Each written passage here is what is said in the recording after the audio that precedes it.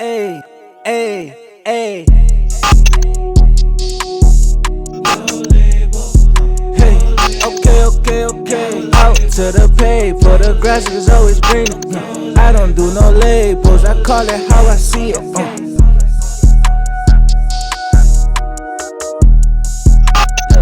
Okay, out to the pay, for the grass is always greener. I don't do no labels, I call it how I see it.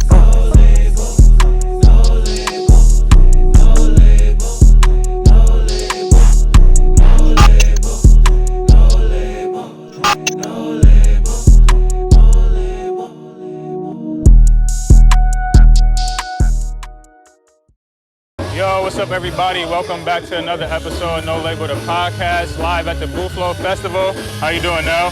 Doing good, listening to that good crawfish and jambalaya. We here with one of the voices of Buffalo, and she's been everywhere. It's an honor to sit down with the ADRI.V. Listen, it's an honor to be here. Thank you for grabbing me and saying, yo, I need to talk. I've been watching y'all, and I was like, well, I'm going to get an interview. But here we are. It was on the way. We didn't even know. How long have you been in media? Well, I started when I was 16, interning at WBOK. Nice. So I knew from jump, I just wanted to get paid to talk and play music and listen to music. But so that was like when I got my initial start. But my community center, Crucial Community Center, we had an internet radio station. And we had an antenna that was like completely pirate. And my mother probably could hear me like 2 blocks over. It was very staticky. But we really would come in there and talk about stuff that was happening with school. And I just always wanted to be like Hooker and Break of Dawn on the other side of that box, you know, the radio. So Nice. They said they was looking for interns, and at 16 I applied. Yeah, he took it and ran with it. Yeah. Absolutely. So did you want to get into TV and like movie and acting too? Well, I've done television. I started out also when I was 16 doing a show called Late Night Noise.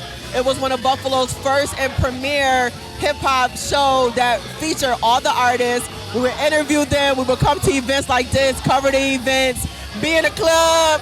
I was young in the club. I ain't gonna say which spot, but you know, I knew not to do anything but to interview the artists and the DJs. And so I did television. It was on Channel 7, WKBW.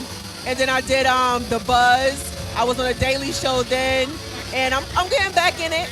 Yeah, acting, I don't know. You know, unless I'm acting as me, I don't know if I'm gonna be good. That could be the first role, and then you'll progress, and then you're gonna be a star. I take that. You know, from your mouth to God's ears. That's So, right. I heard that. When did you become the go-getter? high school, one of my friends gave me the name, so it would be like anything I wanted to do, I would like write it down. And then right after it, I was like going after it. She's like, yo, you a go-getter. Like, you doing this, you doing that, you doing this. And it just ran, you know, and just ran with the name. And it really has been a double-edged sword. So it's like sweet and horrible at the same time, because it's like it's a good name to be connected to because you built it. But also in moments when you want to quit, you can't. Word. You know, because it's like a thorn in your side. If you a go-getter, you got to keep going. Yeah, you had that. So calling. even in the face of adversity and stuff not going your way, because you know it will, sometimes you want to throw in the towel. And I'm like this. I have that thought for probably like 5 minutes, and then I'm like, well, how do I fix this? What I got to do? So it was all high school. Started off then. That's fire. That's So a real calling. Being a go-getter, do you feel like you overwork yourself a lot? Always have. And that's where the name came from. Like, it's been times where I would be sick a lot because I'm burning the candles on both ends. I'm a late night, like I'm a night owl and an early bird. That don't work. Like, I be going to sleep late, busting down work, and I'm like, I'm up, you know, trying to go get it. But I have absolutely overworked myself. Working so much, sometimes you can mess up friendships and relationships because you're not showing up to stuff. And at some point, I had to learn and figure out what balance looked like. Yeah. And it's not a real, I believe there's no such thing as balance, but you just working with what you got, which creates your own balance. Yeah, balance for you. For Yeah. me, That right? harmony. Yeah, that's it. That's a good one, harmony. Yeah, So, absolutely. I've been trying to put that in my vocabulary lately because I it's like see you. I try to keep so many things going, but it's like everything's got to flow Yep. and make it sound good. It is. Because if you get a song that has no harmony, you don't want to listen to it. Exactly. So, I'll take that. For sure. What's it like being like, for me, you're like one of the pioneers women in the media space from like, Wow. because like growing up, I'm hearing you. That's like, a lot to take on. and we see women flourishing, finally coming to the forefront of hip hop. Yeah. What's that feel like being on the media end?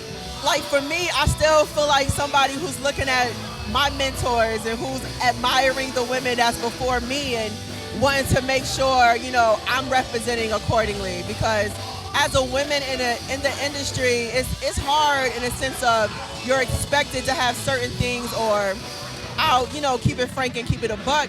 It's like the sex aspect, right? So they want you to show a lot. They want you to speak from a certain kind of place, or some people, and for me, I just was like, my sex is not gonna sell, so I'm not gonna show up in the avenues of where I'm showing a whole bunch, because I have my own self-worth and how I see me, but also the people I idolized didn't do that, and they still made it, so I didn't feel I needed to.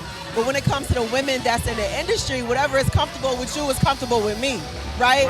But I love to see the ladies flourishing and all the different women that are out now, because once upon a time it always seemed like it has to be one in a crew or one at a time, but now all of them are just inning up and showing up, and also the young ones are paying homage to the OGs who paved the way. That's love. So I love to see the Lottos bring the Trinas into the videos, and you know, the teaming up with the Cardi B's and the Megan Thee Stallions, and showing camaraderie and sisterhood, and that there's no competition, because the only competition you have is against yourself, just being better. So I love it. That's super dope. That's super dope. What are some things that you're active in the city with now? Wow, I'm active a lot in the city, and it's interesting enough, like I've kind of gotten to a place where certain things I always want to play the background.